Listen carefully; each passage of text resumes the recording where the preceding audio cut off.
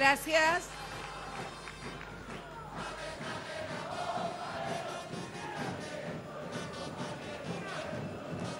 Muchas gracias. Muchas gracias. Muchas gracias. De Gimnasia, vamos el Lobo todavía.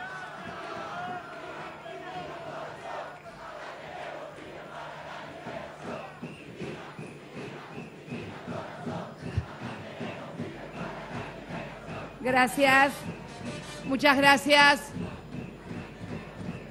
Muy buenas tardes. Muy buenas tardes a todos y a todas. Señor, chicos.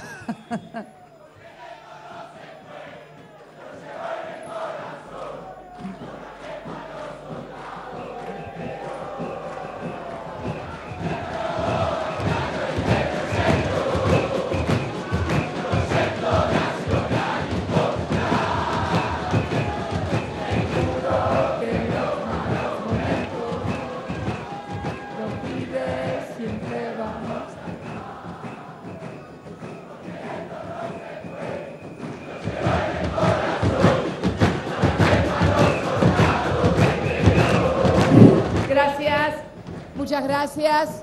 Muy buenas tardes a todos y a todas. Señor gobernador de la provincia de Buenos Aires, señor intendente de Ensenada, señores gobernadores de las provincias integrantes de la Organización Federal de Estados Productores de Hidrocarburos, OFEPI. Me acuerdo cuando Néstor asumió como presidente de la OFEPI en el año 1992, señor presidente de YPF, Yacimientos Petrolíferos Fiscales, recuperada para los argentinos, ingeniero Miguel Galucio, dirigentes, proveedores, dirigentes sindicales, trabajadores y trabajadoras de Yacimientos Petrolíferos Fiscales. La verdad que hoy es un día muy especial. La verdad que tendría que tener un poco más alto esto, che, porque con los papeles si no se me caen. Pero bueno, ya vamos a agregarnos. Nada, cuando recién el ingeniero Galucio daba cuenta de la importancia de este anuncio, que es, quiero aclararlo también para los que mañana seguramente van a decir, pero si esto lo hizo la anterior gestión, perdón. Él habló de una inversión de 1.429 millones de pesos. De esos 1.429 millones de pesos, 420 millones de pesos los puso el Estado Nacional a través del programa Refino Plus. Para que quede claro, digo, las cuentas claras conservan la amistad. Yo quisiera que volviéramos al segundo cuadro que mostró Miguel, referido al adelanto que va a significar, eso es. Digo que quede muy claro que la inversión, casi un 30% de esta inversión fue puesta por los argentinos a través de créditos fiscales y a través de amortización adelantada. Y esto lo hacíamos cuando el 100% de la empresa le pertenecía a otros. Ahora lo seguimos haciendo, que también le pertenece al 51% de los argentinos representados por sus provincias. Así que tranquilidad en las filas para los que quieran decir que esto estamos inaugurando lo que hicieron otros. Las cosas se inauguran con plata. Sin plata y sin promoción fiscal no hubieran hecho nada. Pero quiero detenerme en algo que marcaba Miguel en ese segundo, y permítanme porque tengo muchos recuerdos, voy a ser por ahí media desordenada hoy en la exposición, pero bueno, recién Miguel sostenía en este cuadro muy claramente que las refinerías estaban operando al 82%, es decir, y nosotros vimos, y lo vimos, chicos, por favor, y lo vimos durante todo el año pasado, año de elecciones, y lo vimos también durante los primeros años los primeros meses del año, que había muchas colas en las estaciones de servicio porque faltaba combustible. Yo la verdad que pensaba que era parte, sinceramente, bueno, de lo que nos estaba pasando, de la importación, de esto, de lo otro, pero con las cosas que han venido sucediendo y que nos hemos venido enterando en estos tiempos, creo que también había en marcha un plan de crear malestar en la sociedad. Yo no me voy a olvidar nunca las palabras de la senadora Fellner, la hermana del gobernador de Jujuy, cuando se trató en el Senado de la Nación el proyecto de ley que finalmente culminó con la expropiación del 51% de las acciones, que mencionaba que desde que se tomó la administración de YPF dejaron de haber colas de vehículos en las estaciones de su provincia. Ella mencionaba el caso de Jujuy. Y todos recordaremos que además había en algunos medios de comunicación permanentemente el informe de que se acababa la nafta y entonces la gente iba. Me parece que había toda, y lo vamos a ver más adelante, con algunas cosas que surgieron a la luz, porque claro, cuando uno ingresa directamente y puede ver los papeles y ver las cosas, comienza a comprender un poco más algunas cosas que sucedieron o intentaron hacer en la República Argentina y que seguramente van a seguir intentándolo porque lo vienen haciendo desde hace mucho tiempo, pero también, como desde hace mucho tiempo, vamos a seguir trabajando y gestionando contra viento y marea para seguir adelante. Y la verdad que hoy estamos inaugurando esta planta, también lo estamos haciendo, porque para mañana lo van a remarcar también, por cadena nacional. ¿Y por qué di por cadena nacional? Porque si no lo hiciéramos por cadena nacional, nadie se enteraría de estas cosas. Miren, les voy a leer algo. El día lunes presenté en el Salón de Mujeres del Bicentenario el plan Sumar, que se suma, valga la redundancia, al plan Nacer, 400 millones de dólares destinados a extender la atención primaria de la salud de las embarazadas y de los chiquitos hasta 6 años, recién nacidos a 6 años, hasta los adolescentes a los 19 años y a las mujeres hasta los 60 y pico de años. Y también inauguramos importantes obras, sobre todo de operatoria en el aeropuerto de Avellaneda. Nada de eso mereció, eran unas fotos y decían, quiero decirlo porque decía, el Plan Nacer, solo menciona el anuncio del Plan Nacer en el pie de una foto correspondiente a una nota sobre el vicepresidente, título, Vudú declaró $1 millón de pesos en bienes y que vendió sus dólares. Abajo decía, eso fue en el Plan Nacer. Lo mismo sucedió cuando hace poquitos días, el martes, inauguramos en el Chaco el primer instituto multicultural de los indios Cuom, lo más moderno en América Latina, tampoco nada de eso. Pero bueno, como no podemos estar haciendo cadena nacional todos los días, la reservamos para aquellas cosas que consideramos, bueno, que no pueden ser ignoradas, porque yo digo que a la cadena nacional del miedo y el desánimo hay una cadena nacional de la desinformación y el ocultamiento, creyendo que con eso le van a hacer creer a la gente que, bueno, que no hay gobierno, que no soy gobierno, que no se hacen cosas. Lo han intentado hacer desde el primer día, fundamentalmente de la gestión de mi gobierno, amén de otras cosas. Pero bueno, acá estamos a pie firme, acá está Miguel también, objeto permanente de operaciones políticas que más tarde vamos a explicar su origen, inaugurando no solamente esta moderna planta que nos permitirá incrementar en un 13% nuestras naftas, que nos permitirá ahorrar importaciones de combustible por 180 millones de dólares, que nos permite modernizarlo y ser más amigable con el medio ambiente al combustible, y que estamos en un plan que vamos a seguir adelante. Yo también quiero decir que hoy hemos firmado un importantísimo acuerdo con los gobernadores de la OFEPI y que consiste en la implementación precisamente de la ley de hidrocarburos y lo que es la titularidad del 25%, por cómo se va a ir implementando la titularidad del 25% de las acciones por parte de los estados provinciales. Estados provinciales que también tuvieron titulares acerca del malestar con el decreto, y de esto quiero hablar, del decreto 1277 que reglamentó los 3 primeros artículos de la Ley de Soberanía Hidrocarburífera. Por favor, el de la soberanía hidrocarburífera, el primero. No, ese no, ese es para la sorpresa, me arruinaron la sorpresa, esa no. Esa es para el final, esa es para el final. No, por favor, esa es la sorpresa. Me arruinaron la sorpresa, pero no entendieron nada, no importa. Yo después le explico. Por favor. No, otra vez, no. A ver, la ley 26.741 de soberanía hidrocarburífera, en su artículo primero, ley de Murphy, va a fallar. Déjenlo nomás. Decía en su artículo primero de la Declaración de Utilidad Pública, a ver, ahí estamos, ahora sí, a ver, la que sigue, por favor, o no sigue nada. Ley de Declaración de Interés Público, no hay problema.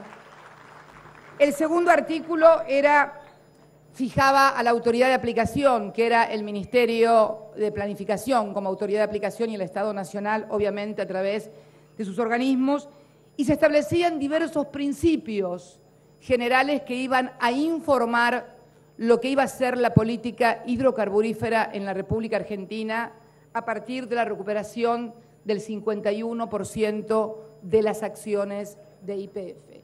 Con motivo de esto, se dictó un decreto reglamentario. Toda ley tiene un decreto reglamentario, por supuesto. Ahí estamos, muy bien. Ahí estamos, bien, vamos todavía. Ahí ven en el artículo primero, se declara de interés público nacional y como objetivo prioritario de la República Argentina el autoabastecimiento hidrocarburífero, etcétera, etcétera. Segundo artículo, Poder Ejecutivo Nacional en su calidad de autoridad de aplicación. Vamos con la otra filmina. El artículo 3, donde se establecen todos los principios, el Congreso de la Nación establece cuáles son los principios básicos sobre los cuales va a regir esta política hidrocarburífera. A continuación decretamos, sigan con la otra filmina. Este es el decreto 1277. Primera cuestión, se crea la Comisión de Planificación y Coordinación Estratégica del Plan Nacional de Inversiones Hidrocarburíferas. ¿Cuál era su objeto de esa comisión? Que integraban el Ministerio de Economía, que integra el Ministerio de Planificación. Era aumento y recuperación de reservas hidrocarburíferas. Asegurar, yo creo que nadie puede estar en contra de que se recuperen las reservas. Asegurar el autoabastecimiento en materia de hidrocarburos. Promover, creo que tampoco nadie puede estar en contra de eso.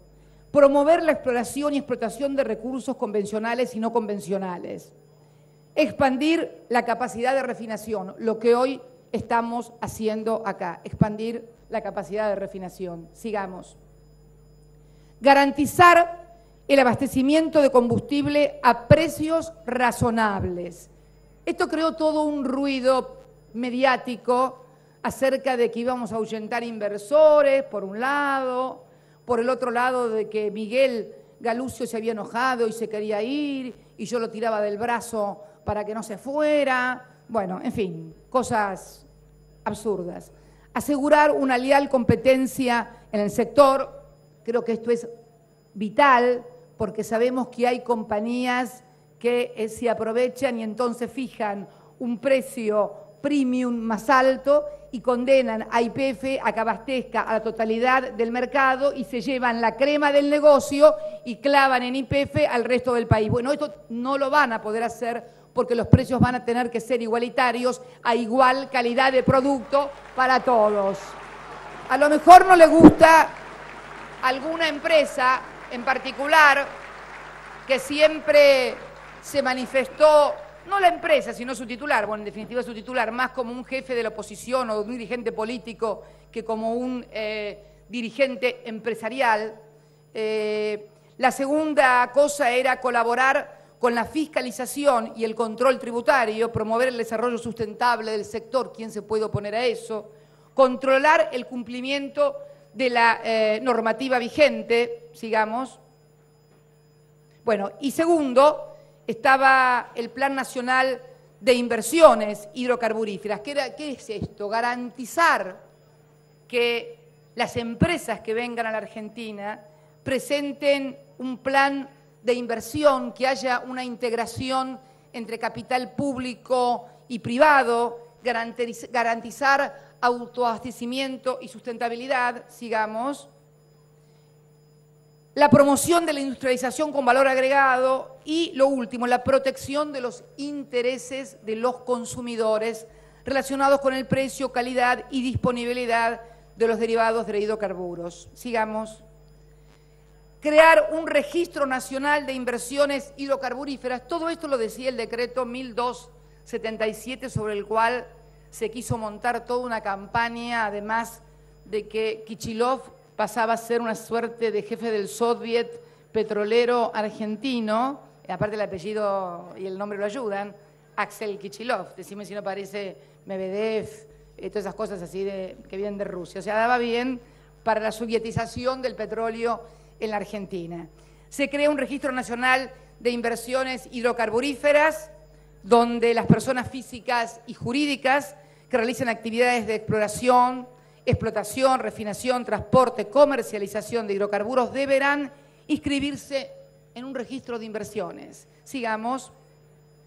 Experiencia internacional. Veamos Brasil. Parecía que esto sucedía únicamente en la República Argentina. Yo no quiero aburrirlos, pero quiero darles dos ejemplos muy cercanos. No me quise ir a Europa, porque van a decir que, bueno, pero que los noruegos tal cosa, no, que los suecos son mejores, que porque son rubios. No, vamos a Brasil. ¿Qué pasa en Brasil?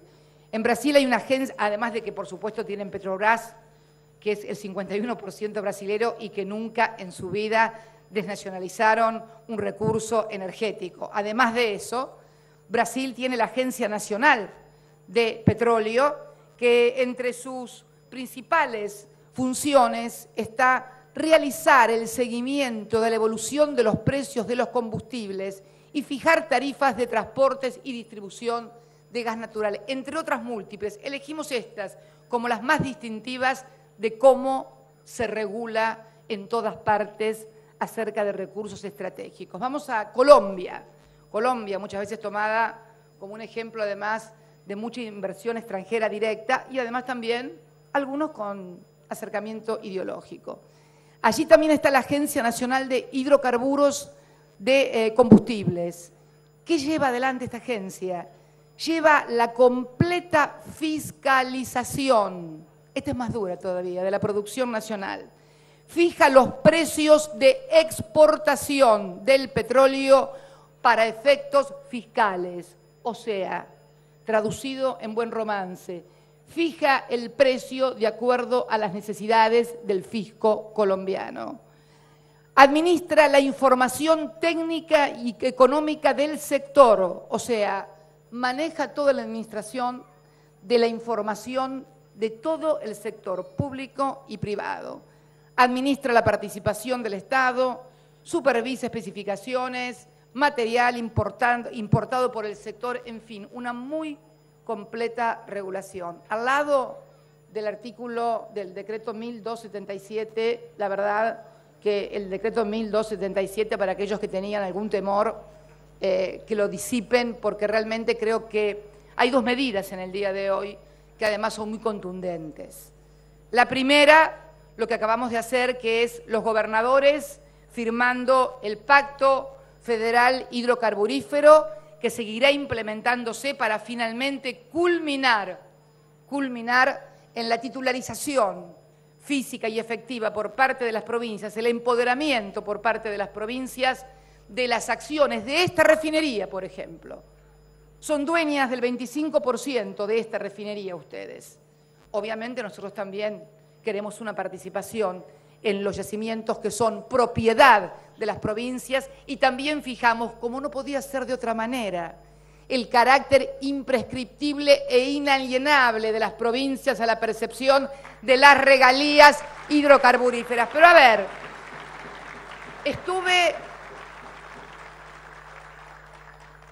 no estuve 35 años al lado de Néstor Kirchner y viví más de la mitad de mi vida, o casi la mitad de mi vida, en Santa Cruz, una provincia hidrocarburífera donde además peleamos punto a punto cuando nos tuvieron que devolver lo que nos debían. O sea, en realidad era absurdo plantear que alguien, por indicación o por un decreto, iba a firmar una cosa contraria a los intereses de las provincias, porque además debemos entender finalmente que no hay posibilidades de desarrollarse en las provincias, porque las provincias son dueñas de los yacimientos desde 1994, no es que aparecieron antes de ayer, pero recién a partir del año 2003 las provincias comenzaron a tener un desarrollo no solamente petrolero, sino fundamentalmente por lo que hizo un Estado nacional que concibe al país como un todo, desde La Quiaca hasta Ushuaia,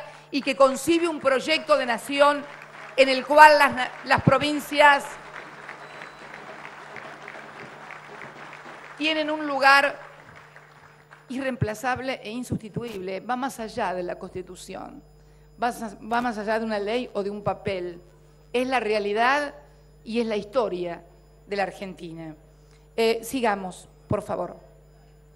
Este es el acuerdo para la complementación de la ley que acabamos de firmar, donde estamos firmándolo por un pacto de sindicación de acciones de 50 años, tal cual indicaba la ley, donde se establecen los derechos de las provincias y también cómo vamos a hacer para que las provincias incorporen yacimientos al patrimonio de todos nosotros, de YPF, para ser una empresa más fuerte. Porque además, negociando en conjunto y fundamentalmente impulsando una política de exploración y de explotación. Decía Miguel que hacía 15 años que no se perforaba un pozo de gas. Hemos vuelto a perforar pozos de gas después de 15 años. Pero además, a las provincias les interesa también tener el diferencial competitivo de la energía, porque una de las claves del desarrollo que hemos tenido en estos años,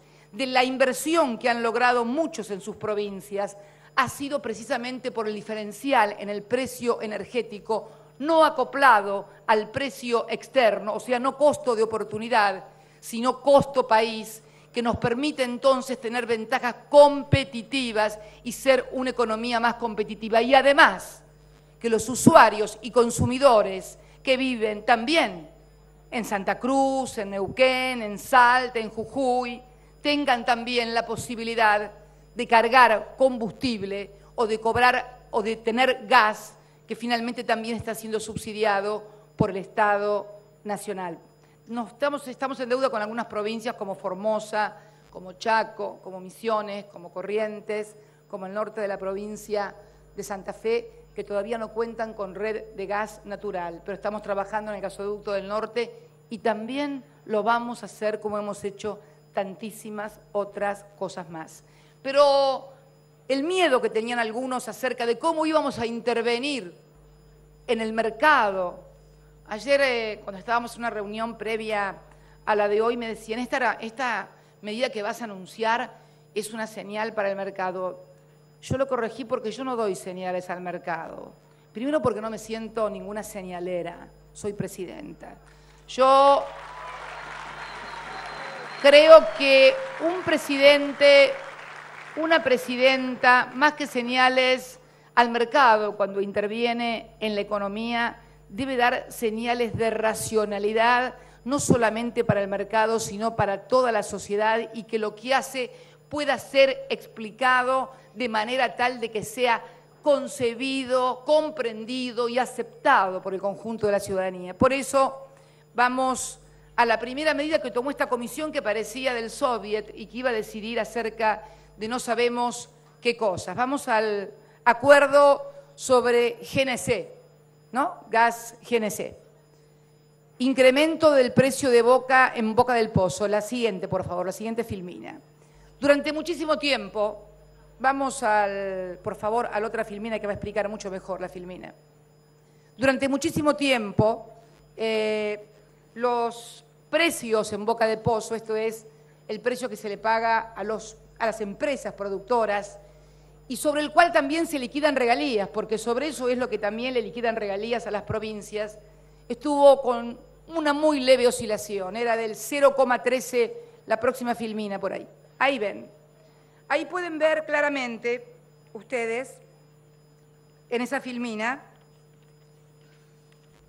que en el precio del GNC se produjo entre el año 2006 y el año 2012 un incremento del 156%. Sin embargo, en la línea de la base ustedes van a ver unos números que dicen 0,13, 0,13 y 0,15. Ese 0,13 y ese 0,15 es lo que se le pagaba a las empresas que explotaban y producían el gas por cada metro cúbico de gas.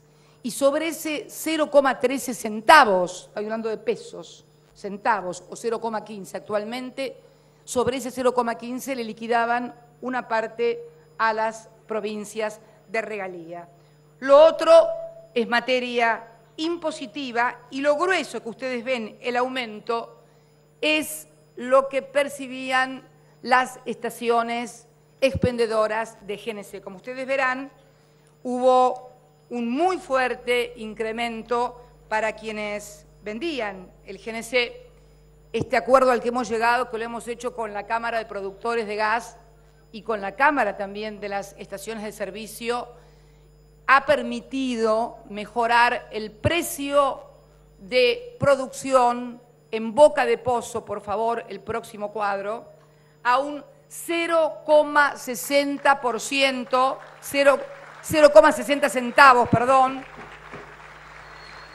Hoy un diario titulaba que se aumentaba el 300%. Son siempre proempresarios. Ahora que el aumento es reconociendo a las empresas el retraso histórico que tenía, se han vuelto nacionales, populares y democráticos, muchachos. Así que bueno, pero este aumento muy importante que no es tampoco un regalo a nadie. Esto le va a reportar a las empresas algo así como 900, el siguiente cuadro, por favor. Bueno, eso es cómo se divide, no, el anterior, por favor, el anterior. Esto le va a reportar a las empresas una rentabilidad de 900 millones de pesos aproximadamente y a las provincias argentinas un 119 millones de pesos. Pero lo que es más importante realmente es que a las empresas, de las cuales el 50% de este mercado lo tiene YPF, o sea que la mitad de esos casi 900 y pico de millones de pesos va a yacimientos petrolíferos fiscales que tiene el grueso del GNC, porque ¿por qué tiene el grueso del GNC también? Porque es la que tiene que bancar el costo, porque el GNC es mucho más barato que la nafta. Y entonces lo que es más barato se lo quedaba siempre YPF o se lo queda YPF y las otras empresas no se ocupan de esto. Vamos entonces que el incremento que es muy importante y que le va a significar a las empresas 900 va a ser a cambio de planes de inversión para la producción de gas. No se regala absolutamente nada a nadie y tampoco va a impactar en el precio al consumidor. En los próximos 30 días vamos a estudiar todas y cada una de las situaciones de las empresas estacioneras porque había un importante, esto es lo que hablamos nosotros de razonabilidad. Si vuelven por favor al cuadro de los precios, ustedes ven que no hay razonabilidad que quien produce se quede apenas con 0,15, lo siguiente es de impuestos y el resto se lo llevaba y se lo quedaba todo la estación de servicio. Para estas cosas queremos el decreto 1277, no para perjudicar a nadie, tampoco a los estacioneros, pero que sean estructuras de precios razonables y sustentables en el tiempo. Para que no digan que el Estado se queda con todo, porque van a decir, pero miren todo lo que le aumentó en impuestos de combustibles al Estado. Quiero leerles cómo se distribuye el impuesto a los combustibles en la República Argentina. El impuesto a los combustibles en la República Argentina va al ANSES, en primer lugar, el 21%, o sea, el 21% del total de lo que se recauda en materia de combustibles va para los jubilados. Esto que quede claro, para los jubilados. El resto, que es el 79%, se distribuye en rentas generales, en coparticipación federal, provincias, en Fondo Nacional de la Vivienda, provincias también, en vialidades provinciales, en Fondo de Infraestructura Eléctrica, en fideicomiso del Sistema de Infraestructura del Transporte, en Fondo Fiduciario para Subsidios de Consumos Residenciales de Gas, o sea, lo que consumen cada uno de ustedes en sus casas, y también en consumos de infraestructura hídrica. Como ustedes verán, las estructuras son muy complejas y cada vez que se toca algo hay que hacerlo con mucho equilibrio y con mucho cuidado. Pero realmente le hemos dado una mejora muy importante a las empresas productoras de gas que esperamos que sea entendido y que respondan con inversiones, porque de la misma manera que tomamos decisiones de estas, tomamos decisiones de las otras cuando no responden.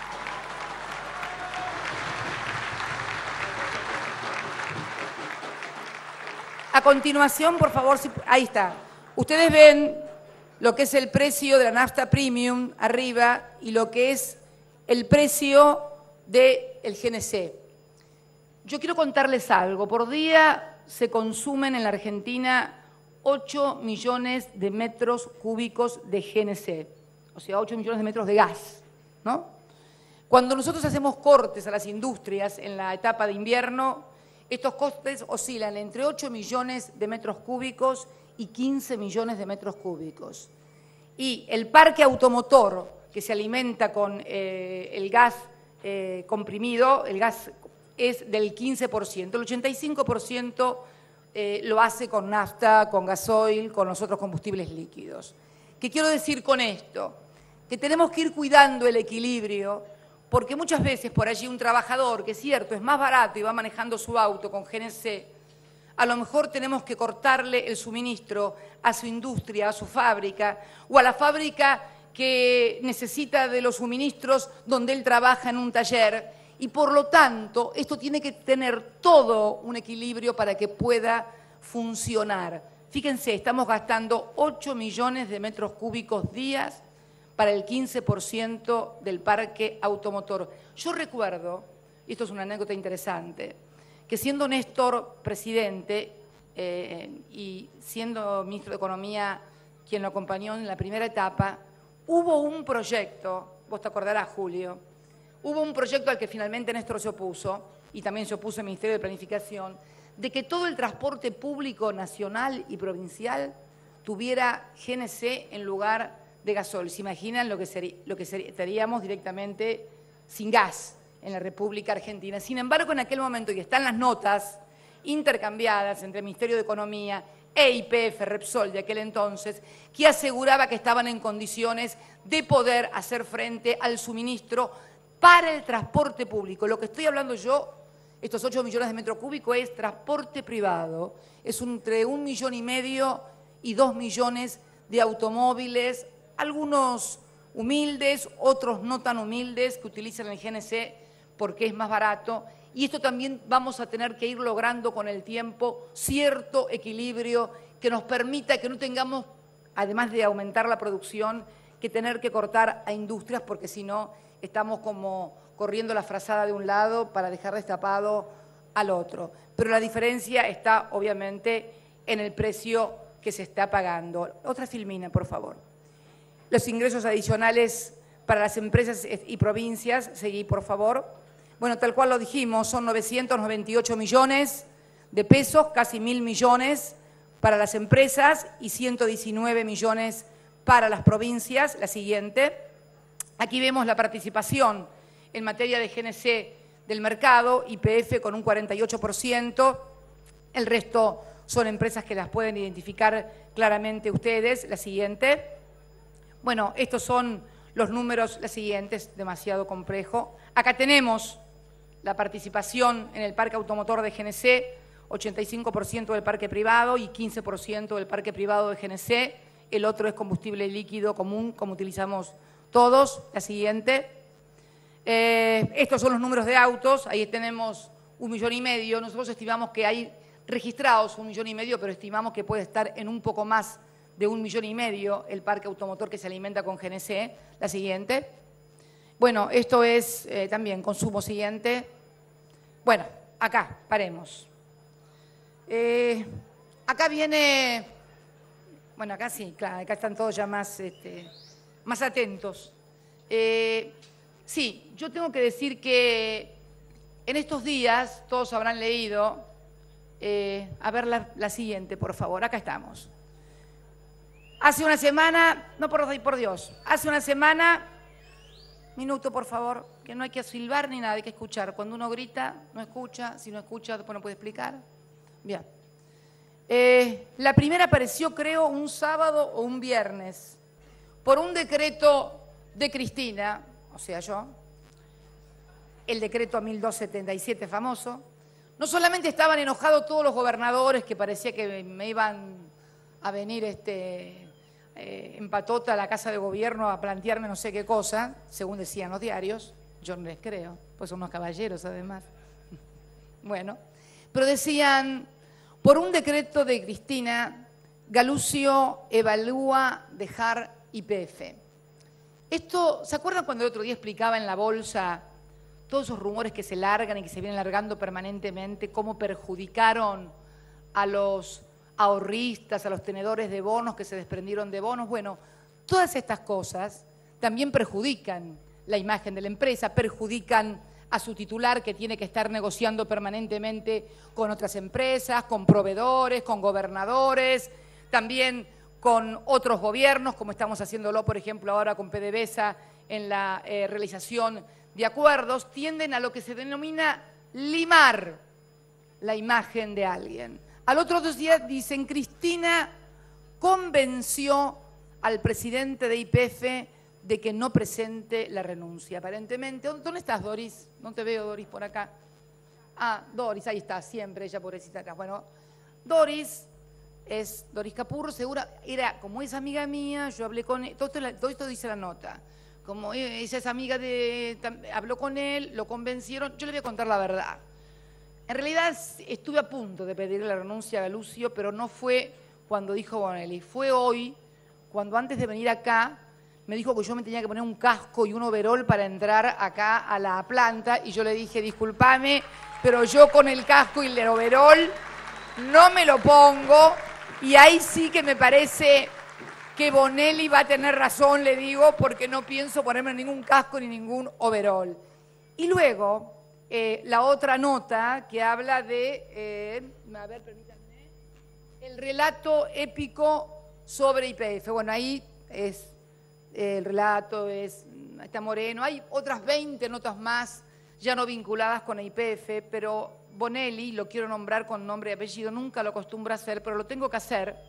No hay que silbar, porque cuando se llegó a YPF, se encontró que desde el año 2008 un familiar suyo, su mujer y un socio recibían por año 240.000 pesos en concepto de servicios que no sabemos si son periodísticos, seguramente de algún servicio deben haber prestado, y que han cobrado del año 2008 a la fecha 1 millón de pesos. En realidad, vamos a decirlo claro y concreto, desde que ingresamos a la compañía se pagaban por año aproximadamente 11 millones de pesos por año en periodistas, en publicidad no convencional. Vieron que tenemos ya el shale gas, que es no convencional. Bueno, también hay publicidad no convencional.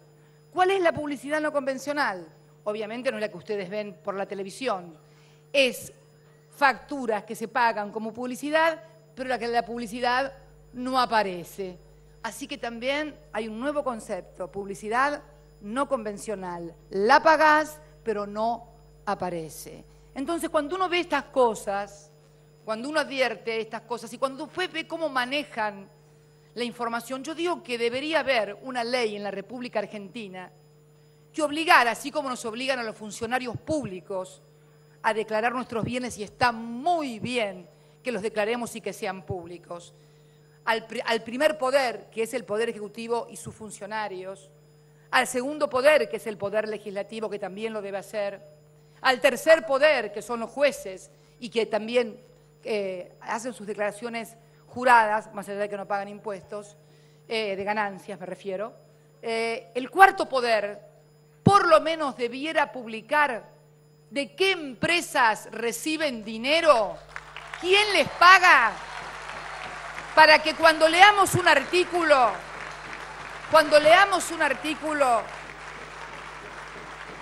sepamos. ¿Saben por qué?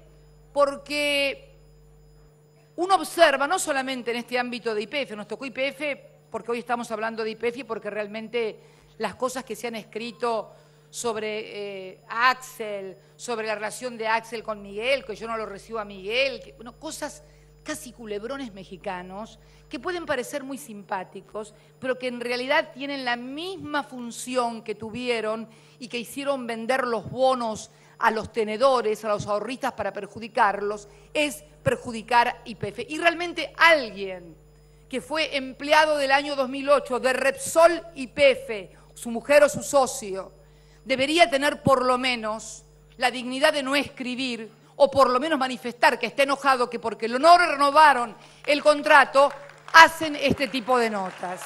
Realmente, y me preocupa mucho, porque este tema es un tema central. Ustedes no saben la cantidad de gente importante en términos económicos y financieros, y también no tan importante en términos económicos y financieros, pero sí en términos de agentes económicos como es una sociedad, las expectativas sociales, cuando se manejan en torno a lo que saben o a la información que le venden para consumir, para decidir, para ir a tal parte.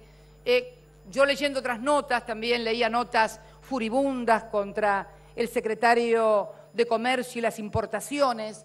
Me da derecho a pensar que alguien que quiere importar algo y por ahí no lo dejan, a lo mejor también hace publicidad no convencional. Y todos en general, cuando uno ve cómo actúan exigiendo o que devalúen o que vendan o que compran o que el Estado debiera hacer tal cosa, y todo siempre vinculado a demandas de distintos sectores económicos con intereses concretos, que van desde lo financiero, que van desde los sectores exportadores, que van, en fin.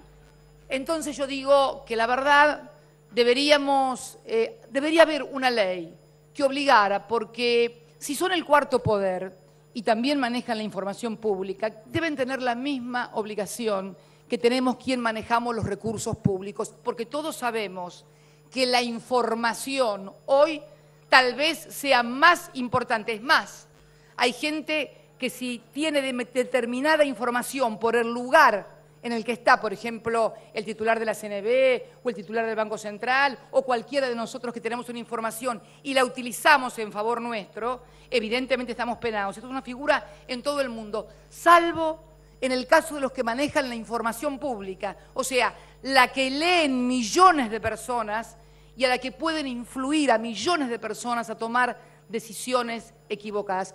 Y no quiero generalizar porque sería injusto que yo me refiriera en estos términos a todos los hombres y mujeres que trabajan en los medios de comunicación.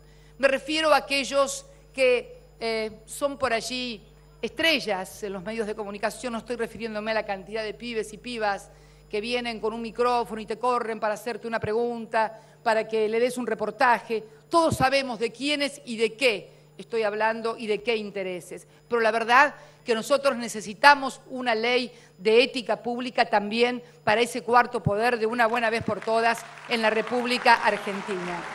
No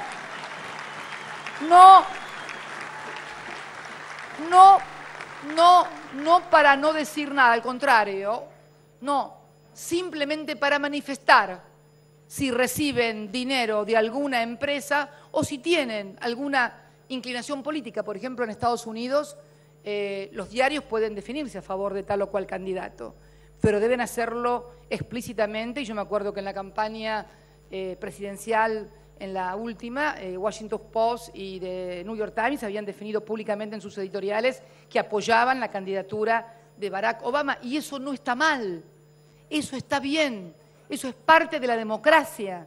Eso es parte del funcionamiento democrático del sistema de medios de comunicación.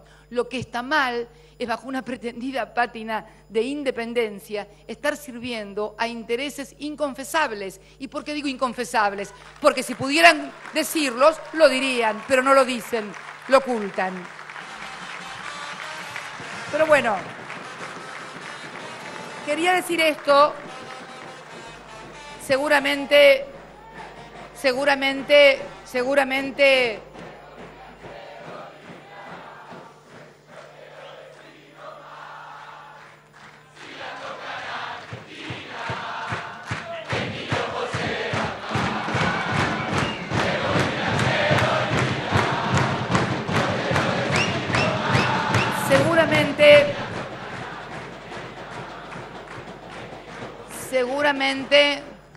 mañana salgo con colita de diablo y cuernitos de algún caricaturista seguro, bueno, en fin, cosas a las que ya estoy acostumbrada. Pero la verdad que es necesario, para profundizar la democracia, abordar estos temas.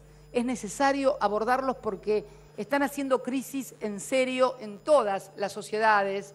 Ahí vemos lo que está pasando también en Europa, cuando se descubrió que el diario más importante había participado en la campaña del actual primer ministro, y hay procesos, pero por lo menos allí tuvieron que ir a declarar a las cámaras, hay de los lores y de los comunes, hay gente que estuvo presa porque realmente estaba utilizando la información de los medios de comunicación a favor o en contra de tal o cual cosa, o se habían metido en la vida privada, en fin, pilas de cosas, pero es necesario también abordar estos temas, que de ningún modo implican que nadie diga lo que piensa, pero está muy claro por qué se escribían estas cosas y por qué se decían estas cosas, y no se decía absolutamente nada cuando el país estaba siendo desabastecido y teníamos que importar combustible. No escuché ninguna crítica a ninguna compañía. Y la verdad que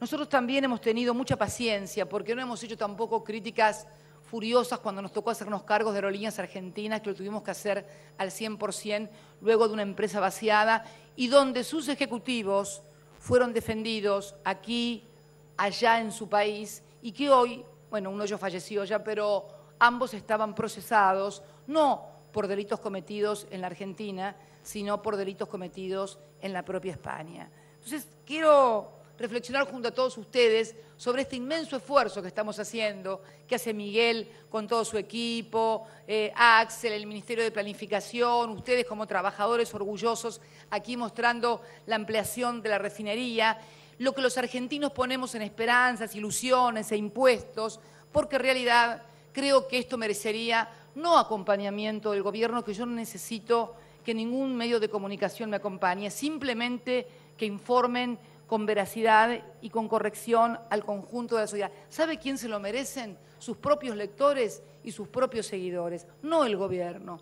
Por eso quería tener esta observación acerca de esta campaña que se había desatado y que perjudicaba la imagen de la empresa y que nos presentaba a todos como peleados o enojados.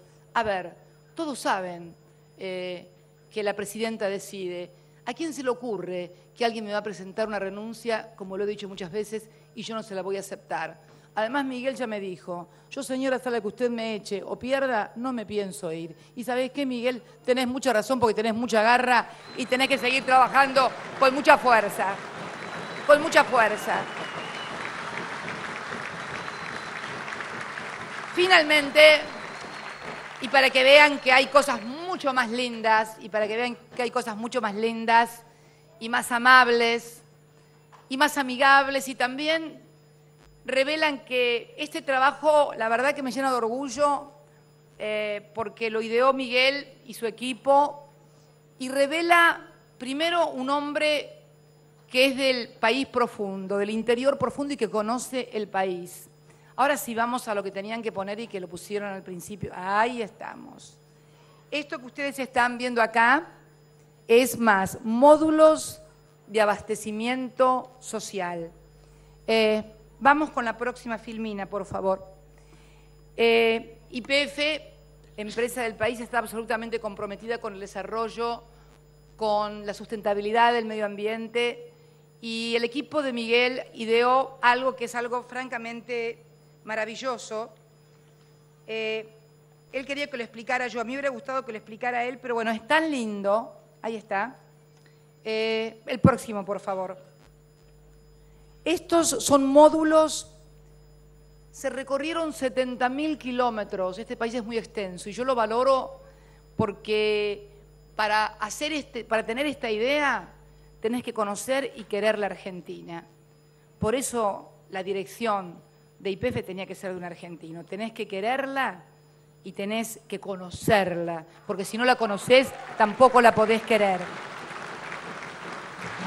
Para esta patagónica que cuando sale de Río Gallegos, si se va al norte por la Ruta 3, la estación de servicio más cercana la tiene a 267 kilómetros, en Piedra Buena, llegamos bien. Si me voy para Calafate la tengo a 180 más o menos en La Esperanza y me bajo a tomar un café y a comerme un rico alfajor.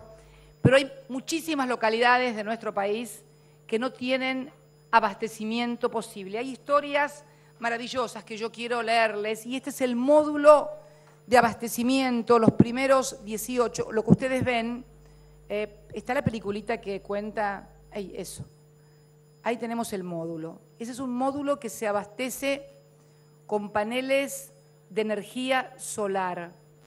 Va a estar en localidades a las cuales no hay posibilidades de tener ni siquiera cerca una estación de servicio. Este año vamos a empezar y el que viene con 18, ¿no, Miguel? Miguel con 18. Empezamos con 18 y un poquito más, por favor. Estos como está hoy, por ejemplo, cómo se vende en algunos lugares de nuestro país, y el próximo donde están indicados los lugares en los cuales vamos a hacer estos módulos en los cuales la gente va a poder cargar y se van a poder sostener con energía solar totalmente amigable. Yo quiero contarles algunas anécdotas de la gente del equipo de Miguel que recorrió el país. Esta Argentina profunda que tanto necesita de hombres que la entiendan, que la conozcan, que la quieran y que trabajen por ella.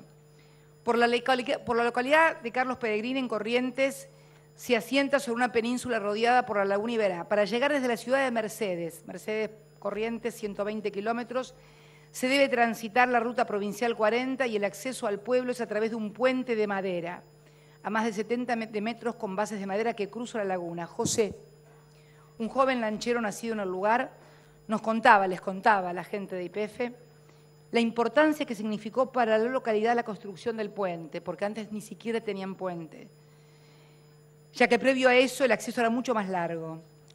Desde que nació, José no tiene acceso al combustible para su lancha.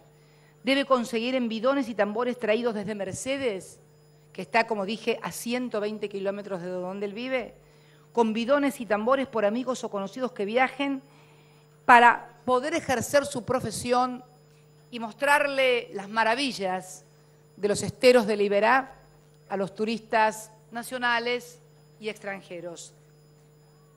Otro caso es en la localidad de Astica, en San Juan. Es un negocio en una calle de tierra. Allí se ve, en un negocio en una calle de tierra, mientras a uno cargaban 3 litros de nafta súper con 2 botellas de gaseosas. Digo, qué increíble esto no, ¿te das cuenta? Si vos viviste toda la vida, no tengo nada con los que viven en Santa Fe y Callao, por Dios, pero si vos viviste toda la vida en Santa Fe y Callao, no podés entender nunca esto. Este es el país, les puedo asegurar, el país más profundo y tal vez, paradojalmente, el menos demandante. El que cuando llegás, en lugar de recibirte de un piedrazo, como estaría por recibirte cualquiera que estuviera acá cerca y estuviera en una situación parecida, te están esperando con un mate, con una mirada o tendida la mano. Es increíble, pero uno lo puede experimentar. En esta localidad cargaban 3 litros de nafta súper con 2 botellas de gaseosas y un embudo. El otro señor le preguntó a la empleada si sabía si la calidad de todos los combustibles era parecida. Y le dijo, esta es muy buena, es YPF. Es como decía Miguel, los argentinos tenemos un ADN YPFiano.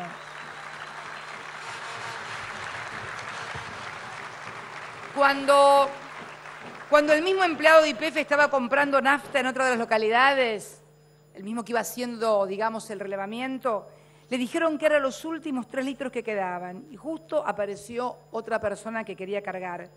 Y como el hombre de YPF tenía para llegar al próximo pueblo, le dijo a la empleada que le diera esos litros al que acababa de llegar. Y la empleada le contestó, no hay problema, lléveselos usted. ¿Escuchaste? Le dijo, oh, no, sí, me lo quedo. No hay problema, él es del pueblo. Siempre guardo un poquito para la gente de acá. Estas son historias de todos los días que pasan en la Argentina. Estos 18 módulos con paneles solares que vamos a instalar es también una manifestación de lo que queremos de YPF en cuanto a responsabilidad social e inclusión social de todos los argentinos. Por eso quería, en este día tan especial, en este lugar tan especial, cuando venía bajando del helicóptero, uno de mis secretarios, que se ve que nunca había venido por acá, me preguntó, che, ¿todo eso también es de YPF? Y claro, nene, le digo, eso es la destilería. Esa es la que quería bombardear Rojas en el año 55. ¿Te acordás, Seco, no? Y Seco recién se acordaba cuando lo llevaron preso, la foto, cuando quemó la bandera de una empresa argentina, era la que se había quedado. Y yo me acordaba de la lucha, qué sé yo, de miles de argentinos a lo largo del tiempo y a lo largo de la historia. Y me contaba Mario cómo le permitieron el día que volvimos a tomar los argentinos el control de YPF, los obreros le permitieron subir al mismo lugar donde había quemado la bandera de esa empresa para poner la bandera argentina. Yo quiero decirte que en ese gesto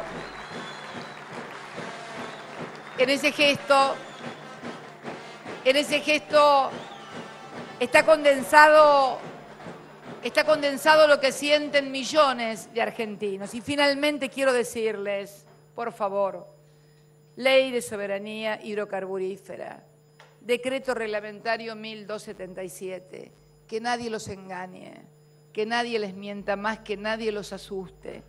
Esta presidenta jamás podrá equivocarse, podrá tener errores, porque no puedo decir que no me voy a equivocar ni voy a tener errores, pero tengan la absoluta certeza de que no va a tomar ninguna medida que vaya a perjudicar el interés del pueblo argentino. Y cuando hablo del pueblo argentino, y cuando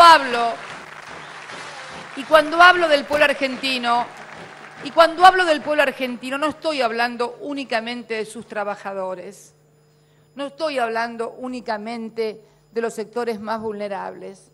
Cuando yo hablo del pueblo argentino, hablo de los 43 millones que vivimos aquí adentro de la Argentina, de nuestros empresarios, de nuestros comerciantes, de los empresarios, inclusive de las empresas, porque son todas empresas argentinas, aún las que tienen accionistas extranjeros también son, porque están aquí y por ley, además, empresas argentinas. Tengan la certeza absoluta de que vamos a seguir en la misma línea que hemos dado en estos 9 años. Yo a veces cuando escucho que hacemos algo me dicen, ay, ¿por qué no lo hicieron antes? Pero la verdad es que es increíble, es como que en algún momento alguien debería parar de gestionar porque hizo todo. Vamos a seguir haciendo cosas hasta el último día que estemos en el gobierno. Y esto es lo que realmente legitima a un gobierno. ¿Por qué antes no se hacían tal cosa? Y por qué antes a lo mejor no estaba dada la relación de fuerzas de un gobierno para poder hacerlo. O alguien creía que nosotros podíamos, por ejemplo, en el año 2008, decidir la recuperación del 51% de YPF. Por favor, es como preguntar, o si pudiéramos preguntarle a Belgrano, a Monteagudo, ¿por qué lo hicieron el 25 de mayo de 1810, y no lo hicieron el 20 de junio de 1805? Y porque seguramente estaban haciendo alguna otra cosa para salvar a la patria y para trabajar por sus compatriotas. Pero es increíble, pero hay una lógica tan absurda, hay una lógica tan absurda, que lo que hacemos acá desacelera la economía. Entonces, ¿qué hay que hacer? ¿Lo que están haciendo en Europa? La pregunta es, ¿lo que están haciendo en Europa? ¿Lo que están haciendo en Estados Unidos? Pero si está mal lo que están haciendo allá, y también está mal lo que estamos haciendo acá, que es exactamente lo contrario de lo que están haciendo allá, yo me pregunto a esto suerte de cataflorismo muy interesado, ¿qué es lo que hay que hacer? ¿Por qué alguien no explican lo que harían?